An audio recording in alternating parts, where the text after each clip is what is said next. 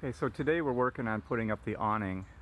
This is an Aleko brand, which is like from China. And the directions are definitely from China and been very poorly translated on how to put this thing up.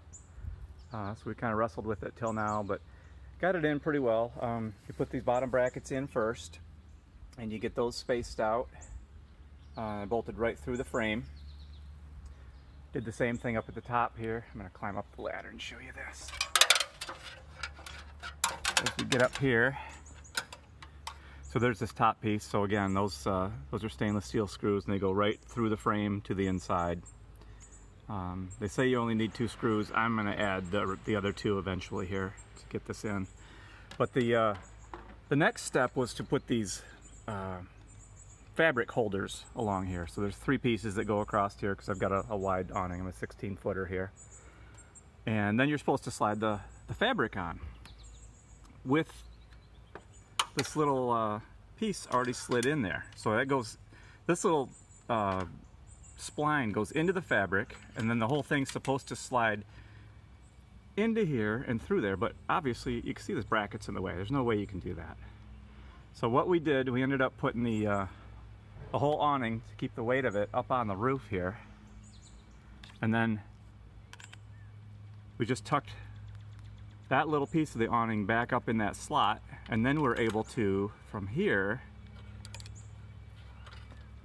oops, sorry, try to show you this while I'm videoing, it's tough.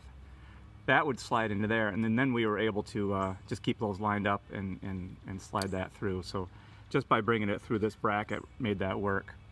And it doesn't go easy, but you are able to push it all the way through if you have 2 people working on it. So next we install this tube down here. That's the roller tube that it rolls up on, the tension and everything. So again, on the directions, they didn't really talk about much on that, but we'll figure it out as we go. Okay, we've got everything installed on this awning now, all the way up. It's got it partially, partially out right now.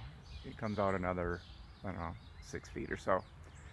A couple more things we noticed as we were putting it all together. The roller tube actually went on really easy, the part that rolls out. That was the easiest part. I did have to adjust these top brackets just a little bit. What happens is when this arm comes in, you can see it's hollow in the middle. It fits over top of this one at the top there, and I just had to adjust that top bracket left and right a little bit to get these to mesh together as they close. So that worked out pretty well. And then here, this is a set screw that keeps the top arm, this arm from going too low, which allows those 2 pieces to fit together at the top. So this is just a stopper. They don't really tell you how to put this in, but you just drill a hole, put some thread locker on it, and tighten it up, and that will, it's just a stop is all it is. The other thing that was kind of weird with this is you've got this strap that you pull it out with, which is awesome and everything, all good. But attached to that strap was this little socket head set screw. It was actually in this where I've got the rod in there right now. It's just sitting in there rolled up.